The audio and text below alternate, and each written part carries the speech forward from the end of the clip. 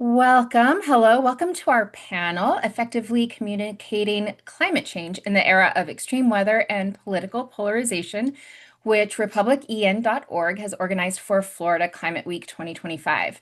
We are thrilled to bring you this panel of distinguished guests. I'm Chelsea Henderson, the Director of Editorial Content at RepublicEN.org, which is a growing community of conservatives who care about climate change and embrace free market solutions. Moderating this conversation is Nathan Crabbe, editor of The Invading Sea. Nathan has extensive journalistic experience, having previously spent 17 years working for the Gainesville Sun newspaper, mostly as the paper's opinion and engagement editor. He also covered the University of Florida and environmental beats as a reporter. And I just have to note that at The Invading Sea, Nathan has been key in giving a voice to center-right climate policy advocates, which brings me to our next guest. Anna Mancuso is a veteran political strategist and writer who, in December 2024, joined the Miami Herald editorial board. Her work on topics ranging from climate change to pro-democracy movements has appeared in national and Florida news outlets for over a decade. She's a fan favorite for us at RepublicEN.org, having previously been not only a freelance writer for us, but a critical messenger on climate change to the eco-right. Also on our panel today, Max Chesness is a lifelong Floridian and the environmental reporter for the Tampa Bay Times, where he reports on public lands, water quality, wildlife, and everything in between. Prior to working at the Times, he covered environmental issues for the Treasure Coast newspapers and the USA Today network, writing about Lake Okeechobee, the Indian River Lagoon, and Florida's Everglades, which is a place that's near and dear to my heart. And then wrapping up our panel is former Congressman Bob Inglis, who is the executive director at RepublicEN.org.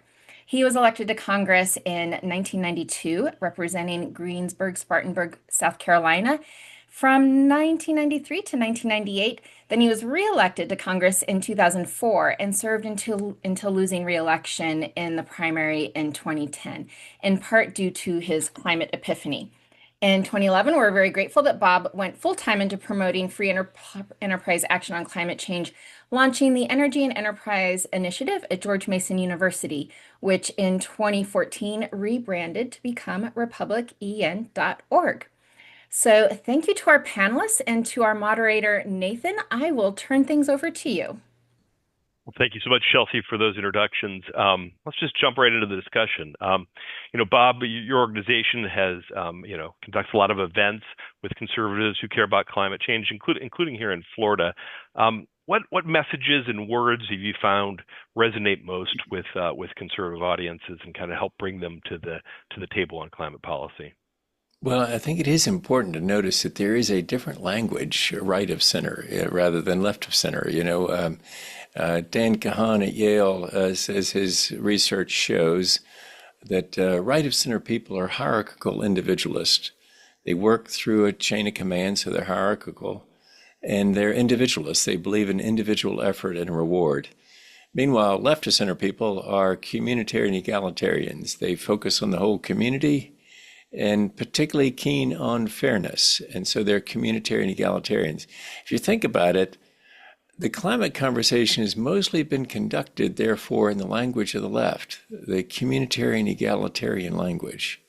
And so what we live to do at RepublicEN.org is to use the language that's natural to us as conservatives, which is to use hierarchical, individualistic language, talking about free enterprise and how it can solve the challenge at hand if we just bring simple accountability for dumping into the trash dump of the sky.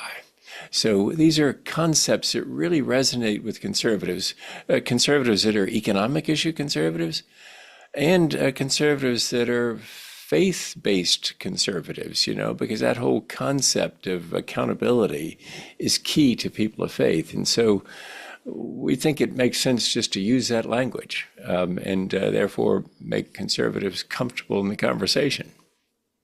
Thank you for that.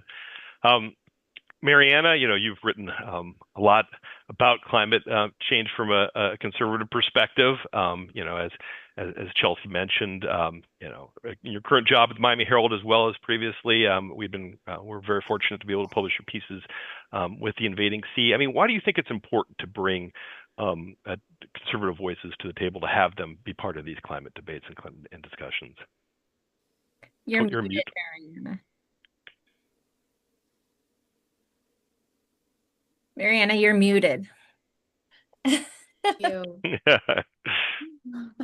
So I think that it's important that we bring all voices to the table, and that people recognize that science is not a partisan issue, right? Regardless if you vote Republican or vote Democrat, science is still going to be a thing. And it's important to have different voices because there's different solutions that we can approach to solve all of the problems that are happening regarding the climate crisis. And I think that oftentimes the conservatives take a look at how can we implement free market solutions and have competition in the marketplace. And oftentimes we don't see that on the left. And so having a conservative voice leading the charge to talk about solving the climate crisis in a different way might bring us to the best solution we can possibly find. Great. Thank you. Let's turn to Max. Now, Max, you've written about a lot of different things with the Tampa Bay Times, climate impacts and other environmental issues, impacts of extreme weather. With all the political noise about the climate issue, how do you convey urgency in your reporting and that kind of rises above that noise and also gets at the risks the state faces? I mean, how do you convince people that these are real concerns and then they should be concerned when that next major storm comes in and things like that? Yeah, that's a great question. I think, and first of all, it's great to be here with you all and admire all of your work. I think for the Tampa Bay area, Hurricane Helene and Milton were an extreme wake-up call for a lot of folks. We had been lucky for the past century to not experience direct impacts from a major hurricane, and we saw within 13 days back-to-back impacts from major storms, and that was a real eye-opener for a lot of folks. And I think, you talk about the political noise or the kind of the charged language around climate change. I think for us as reporters, the anecdote is getting boots on the ground and just telling stories of what people are saying in real time. And, with two storms back to back, there are a lot of people still today, a year out, who are really struggling to get a good, foothold back on life. And so telling those stories and then having the climate conversation with people on the ground who, they might not know the science of greenhouse gas emissions, but they know that their insurance bill is going up, or they know that, the waterfront property that they've owned for 30 years is now increasingly vulnerable to storm surge and sea level rise. Like that's an entry point for any reader in the state of Florida to grab hold of the climate story in a way that's, I think, tangible and relatable to people, that sort of cuts through the noise, right? Because when you have human stories and real human experiences, I think that is able to resonate with people on a much larger scale. Sure. Mariana, you've written about some of those very issues, in terms of climate impacts, everything from rising sea levels, increasingly powerful hurricanes, extreme heat. What issues have you found, resonate most with readers? What are the kind of impacts that you've get the most feedback that people are concerned about? Well, look, 40% of Americans live along the coast, right? And living here in Miami, we're concerned about sea level rise, beach erosion, and just even flooding. The weather's been kind of wonky in Miami lately, and it's raining and then the streets are flooded. And so people are really concerned about that. And as Max points out, this is a concern for human interest stories, right? How are people impacted and what are they doing? And so I think that ultimately what they're looking for is they're experiencing climate change and they want to know that, there are other people experiencing the same thing. And then what are we going to do and how can we call on lawmakers to help ease the burden of what's taking place? And so usually when I'm talking about those things, specifically in South Florida, that's what's getting a lot more attention, how it's being impacted. I mean, we feel the effects of the climate crisis in all facets of our daily lives, whether most people recognize that or not. Right. Well, and you get this idea of action, of creating some agreement on these issues, Bob. This is right now in Washington, the current administration has cut some climate initiatives, a lot of climate initiatives, things related to renewable energy. And I guess I wonder, from your perspective, are there bipartisan issues that there's still opportunities for both sides of the aisle to agree on in terms of climate change? I mean, what areas would you say, for someone who maybe is a climate advocate and feeling kind of hopeless right now about Washington, what areas would you say that there's potential for both sides of the aisle to work on? I think I'd say seasons change, We're here at a season change, it's turning from summer to fall, and political seasons change. That's just the reality. And so we that want to act on climate are in a rough season right now. It's sort of winter, on things are sort of frozen. But it's going to change. Because I think we can be pretty certain of this, that the idiosyncratic populism that we're seeing from Donald Trump, and it really is idiosyncratic. It doesn't have much philosophical basis to it. It's not predictable. It will expire. There's a shelf life on that. Every populist movement in history has a termination date, and this one will also have a termination date. And when it does, that's the moment we need to be preparing for. Realize, though, that in the meantime, it is difficult because there are a lot of people that are pretty despondent right now in the climate space. But I think what we just got to hold on to is it's winter for us, but that's going to change. The spring is going to come. There's going to come a thaw. And people are going to look for solutions. They're going to look for people with credible ideas and credible solutions. Right. Can I jump in and ask a question, Nathan? Of course you can. I'm really directing this at the three of you who are journalists, but before we started recording, a few of us were talking about Hurricane Katrina, which we just passed the 20-year anniversary of that storm. Believe it or not, it feels in some ways like it happened yesterday, and in some ways like it happened 40 years ago. And at that time, personally, I was working at the National Wildlife Federation, and we were really scolded for trying to make the connections between more increased powerful hurricanes like Katrina and climate change. And almost the opposite of what Max was saying about personal stories, that was considered opportunistic, and we were taking advantage, right, of people that had suffered by trying to share these stories and make these connections. How much has the rhetoric changed where we can more comfortably now, whether it's in reporting or discussions, and Bob, this would apply to you too. You are on the road a lot. You're talking to people who may have been impacted by climate events made worse by climate change. How much has that shifted where now we can make these more direct correlations in how we're communicating about the issue? I'll jump in here. I think, the way we were sort of taught, I went to the University of Florida, and, every story is a climate story, right? But it's just a matter of how you introduce the idea of a climate topic. In the case of a hurricane, or at least in my experience reporting a hurricane, there's two responsibilities, right? The immediate aftermath and covering that, whether it's accountability reporting or just making sure stories are told that aid can be rendered to folks that need it. And then sort of the second chapter of the story unfolds with the long-term recovery. And I find that, at least here at the Tampa Bay Times, the climate story, while we might mention it in passing in an immediate aftermath, I think the climate conversation really opens up immediately afterwards, once there's a recovery that's ongoing. And that's when you start to see some attribution science about what a certain hurricane might have been impacted by, warming Gulf waters, or how a storm may have rapidly intensified. And that's when you can kind of have that larger conversation about climate change and what it means for Floridians.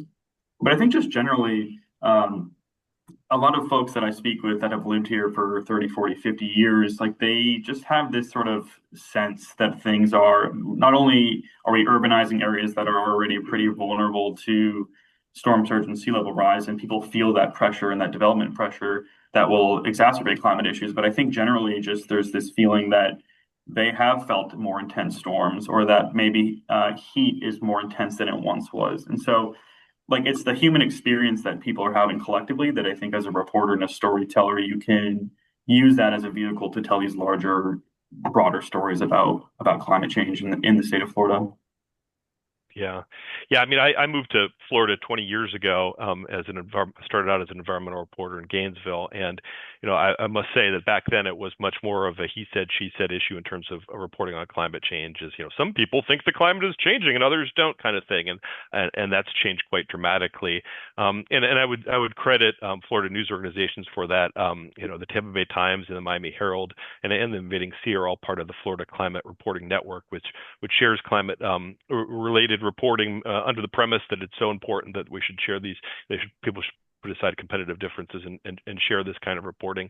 And there was some research done by a University of Florida professor of reporting in the network that found the human-caused climate change was a term that was much more used in reporting in the network than in other places in the country. So I think in Florida in particular, there's more of a recognition of or more of an acknowledgement in the reporting of the causes of climate change. Thank you. Yeah, I would echo what both Max and Nathan said, that there's been a change and there's more of an acute awareness, I think. And also just even in the summers, as we hear now that coral reefs are dying and they're trying to figure out how can they repopulate them, they're being bleached. And then we're seeing the sargassum belt, which I wrote about last year, and how that's washing up on our beaches, which in Florida, I mean, tourism is a huge draw to the beaches, and that's an impact that not just the industry feels necessarily, but in our local neighborhoods where we are living in tourist destinations, the restaurants aren't as busy and people aren't showing up. And that really hurts the local economy, not just the state economy. And what I'd add is I think it's really great about the Invading Sea and how those the newspapers have cooperated to make that clear that this is happening. But people already they've moved. When I was getting tossed out of Congress in 2010, it was basically aggressive disbelief about climate change. I don't believe in climate change. You shouldn't either. That's changed. It's now, you still have some people like that, but most people have stopped arguing with thermometers, as Catherine Hayhoe likes to say, and they've moved on to the question, yeah, but how do you get the world in on it? That's a legitimate question that people like us at republicen.org have to answer. There is an answer to that in the policy that involves the carbon border adjustment mechanism. But in the meantime, people are finding out from your stories the connection, and that attribution science that Max mentioned is so important to help people to make that connection. Yeah, I think Chelsea's onto something. It's changed from back at Katrina times to now people wanting to know, hey, what do the scientists say? I hope that's what they're saying. What do the scientists say about this attribution? Because that'll really help us to focus on the challenge. If I can make one more point to that, Bob, is, I think we found increasingly in Florida, scientists, especially if they work at a state-funded university, are increasingly more hesitant to say climate change as a phrase because that can be associated with potentially defunding or targeted actions if they say climate change. So I think the responsibility increasingly now falls on reporters and storytellers to make those connections on behalf of state scientists or professors that now are more afraid to say it out of fear of consequences. Yeah, and if I could just add, that season's going to change. Now, I really believe that's going to go out of season. That thing about how you got to mum's the word, zip it, you can't say the word climate change. Really, that's like telling the Henry Ford, you can't sell Model Ts, and because the buggy whip manufacturers want you to zip it about that new car, that fangled machine that can take you down the road at 20 miles an hour. Have you seen that thing? It's a Molotov cocktail, they said. It's a dangerous instrument. Okay, seasons change. We got in that car and we left the horse behind. And so those people right now are zipped. They're going to come unzipped. Yeah. Seasons change. Yeah. Well, I mean, that's a good point, Bob. And in terms of Florida, we've seen that previous governor supposedly didn't allow the term climate change to appear in state documents, and so we've thankfully moved beyond that. But in terms of getting, continuing to get support for these issues, continuing to get funding for these issues, the words really do matter. I mean, there's some words that really are forbidden in terms of what we'll get funding, government funding for right now. So what, I guess, I've spoken with advocates who really don't care what you call it as long as something's done about it. So what should we call it? Something different, Bob? Is there words that going back to the words that resonate with conservatives? I mean, is it better to use other terms other than climate change? And what are those terms? Well, early on at republicen.org, we made the decision we would never shrink from the science, and we'd call it climate change. And we'd also even talk about carbon tax. Now, it is paired with a reduction of other taxes, so there's no growth of government. It's applied to imports so that we get China in on this thing. But I don't know whether we're doing it right. It could be that we're doing it wrong. It could be that it's better to have a different word or something. But I've played a little tennis in my life, and the thing you don't want your opponent to discover is you've got a runaround backhand, because then they will put it in the backhand court every time, So we don't think we need a runaround backhand on climate. We got to go ahead and call it what it is. And we think it's especially important in the role that we play to go into places and lance the boil. So that we say to the young Republican club, yeah, it's climate change. And so they hear it from somebody that is actually a conservative who is for them and with them and is using the term rather than got that runaround backhand where we don't hit it in that court, or that side of the court, because I don't have a backhand. And so we just hit it head on. I'm not sure we're right though, but that's what we're doing. Right on. Well, and here in Florida, things might be a little bit different. I mean, I guess resilience is the term of the moment in terms of conservatives speaking about some of these issues. But in the same respect, Florida Republicans, maybe are more environmentally minded than in other parts of the country. Max, one of the big stories you worked on last year was about this plan to develop Florida state parks with pickleball courts and golf courses and this sort of thing, several parks. And that really caused a bipartisan outcry. So I guess I'd wonder from your perspective, and please, Mariana, also chime in here. Is there more bipartisan agreement on environmental issues here in Florida than perhaps other places? I think so. I think Florida is a really unique example, right? Because the economy and our environmental well-being are intrinsically linked here. Like clean water is crucial to our economy. I think Republican leaders recognize that and also recognize what environmental issues mean to their constituents, that they have used that as, like campaigning on environmental issues. That's a very common thing we see in Florida. I think last year, what you mentioned, Nate, about the state parks issue was a really great example of both sides coming together very quickly and uniting on an issue. Public lands, or people are very passionate about their public lands in Florida, and the prospect of our beloved parks being developed with hotels and golf courses was enough for both Republicans and Democrats to come together very swiftly and say, we don't want this. And I think the same can be true of climate issues. I think, like I said earlier, it's at the end of the day, too, it's a price tag issue for Florida. And I think conservative leaders here recognize that their constituents are feeling the pinch of rising insurance costs, or people that are worried about the outdated storm drainage system in their neighborhood. Like those are real issues that have real costs associated with them, both economic and personal costs. And I think that political leaders here recognize that. So whether or not they're calling it directly climate change, like you said earlier, Nate, I think the phrase resiliency, or focusing on issues on how we can bolster our flood protection systems, are issues that I think both sides of the aisle are focusing on. Mariana, you're kind of a ground zero, for some of these kinds of issues in terms of the impacts of sea level rise and flooding, and obviously the economic impacts of that are huge. What have you seen in the Miami area in terms of whether these issues have generated some bipartisan concern because of those economic impacts that Max mentioned? Well, personally, instead of investing in housing, I thought about investing in an ark, because if we don't do something at some point, it's going to be underwater.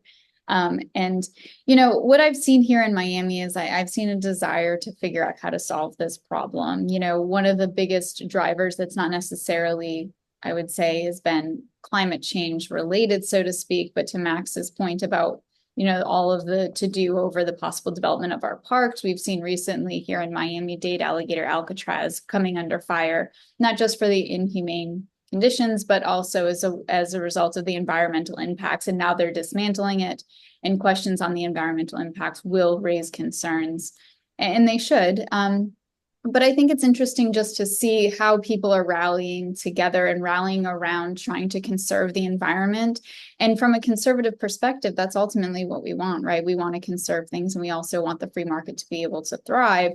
And there's a lot of opportunity here in Miami, and I would hope that our local elected officials do take note. And as we continue and head into special election season, midterm elections, and presidential year, that Florida elected officials, candidates, and alike will continue to put that at the forefront of their campaign platform. Sure. Well, what about some other issues? Bob, you mentioned some legislation that had some conservative support. It seems like that they're around the issues of trade and competition with China. I see more and more talk among conservatives in terms of foreign pollution taxes and this sort of things. I mean, how do you see those things? There's so much going on at a federal level with tariffs and trade policy and the like. How do you see that intersecting with climate policy? I mean, is there some opportunity to find some agreement there? Yeah, I think so. Senator Cassidy of Louisiana has the Foreign Pollution Fee Act. It would basically be the carbon border adjustment mechanism without a domestic carbon price. Might have a challenge in the World Trade Organization, but may as well try it because it would make it so that people could begin to see, oh yeah, there is a way to get the world in on this thing. Because, when you do that carbon border adjustment mechanism so that you can say to China, hey, listen, you're going to pay for your emissions on your goods coming into America. Now, do you want to pay it to us, or do you want to collect it yourselves, in which case it comes in without an adjustment? So Senator Cassidy has a first step of that, which is, no, we're just going to put the tax on them when they're coming in. But you can see how that would lead to a bigger discussion about how you could do this worldwide and make it so that you actually are getting the world in on it and begin to solve the problems that really are there, and Max mentioned water quality, and I got a very memorable experience with Maria Salazar. We do field trips at republican.org, and so we took Maria Salazar and her staff, U.S. Rep. Maria Salazar, out on Biscayne Bay, had some water quality experts, and Maria, who's a former TV journalist, called her staff together. She said, that's it. That's the message here. Did you hear what he just said? She said, no caca on the beach. She said, if there's caca on the beach, the New Yorkers aren't coming anymore. No caca on the beach. And so that's really what it boils down to, is just practical things about how, hey, we can keep this place beautiful. We don't have to have it degraded by sea level rise, flooding septic tanks, resulting in the caca coming out in Biscayne Bay, basically. So anyhow, it's great to see in a place like Florida people aware of how important that resource is. That's what makes a lot of the economy go in Florida, and you want to keep it going. No doubt. The ocean economy here is huge, anything involving water. I think we're down to our last few minutes, so I didn't know if anyone wanted to kind of give any last words. With these climate discussions can be kind of bleak sometimes, so I'm happy that there are some rays of optimism in this discussion. I don't know if anyone wants to close with anything else that might be optimistic, or if you have a darker message too. What sort of closing words, perhaps? Maybe we can go around the horn and everyone can share some final thoughts. I'll close out here. I actually, we've had some research recently on some of our latest headlines at the Tampa Bay Times. I personally worked with University of Pennsylvania researchers to sort of analyze what people are responding to in terms of readership here. And we find overwhelmingly that our readers want to take action, and stories of solutions are what people are gravitating towards. And so I think that is it's real evidence that there's sort of this insatiable appetite here in Florida for making change and making our world a better and more resilient place.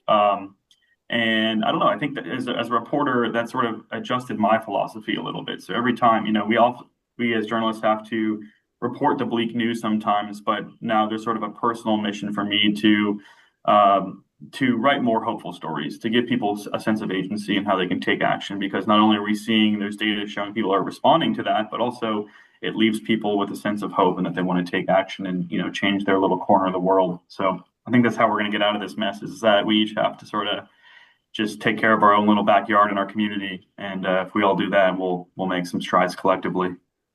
I just chime in and say, yes, please focus on those solutions because what we know from Ed Maybach and others' research at the Center for Climate Change Communication, George Mason, is that if you increase the sense of effectiveness over all six Americas, from dismissive Dan to alarmed Alice, you get increased engagement because people say, hey, we can do something about this. And so it really is important to focus on solutions and give people not false hope, the real hope that, hey, you know what, there's innovation that can happen. You don't have to live behind at the south end of a northbound horse.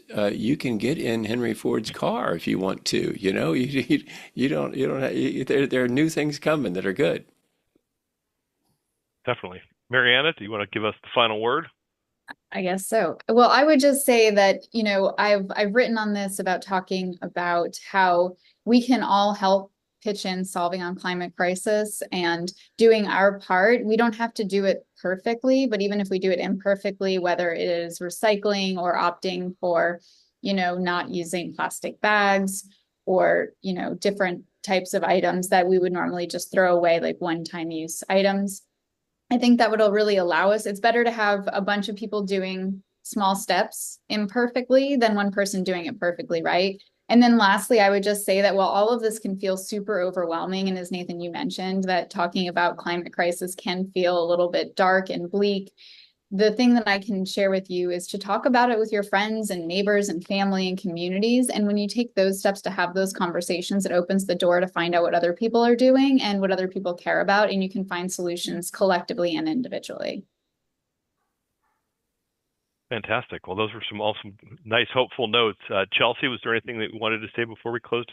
I mean, this definitely connects to what everyone has said as a wrap up.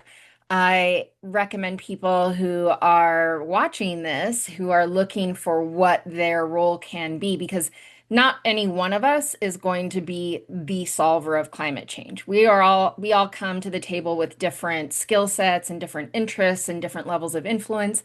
And so my friend Heather White wrote One Green Thing, which is a book that allows you to sort of figure out what your climate superpower is and hone in on what your interests and skills are and how you think you can effectively play a role. So we are all in this together and we will solve it together. Great closing words. Thanks for having me moderate today, and thanks to our panelists for being here, and thanks to Vola Foundation for putting on Florida Climate Week. And with that, I think we're yes, close. Thank you, Nathan, for agreeing to moderate. And for anyone who would like to reach out at republican.org, you can reach out directly to me, Chelsea, that's CHELSEA at republican.org. Wait, republican.org. Did I do that right, Bob? You got it. I'm having coffee brain here. And I'm happy to try to connect you to any of our panelists today. So thank you so much. Thank you, Volo, and thank you to the panelists.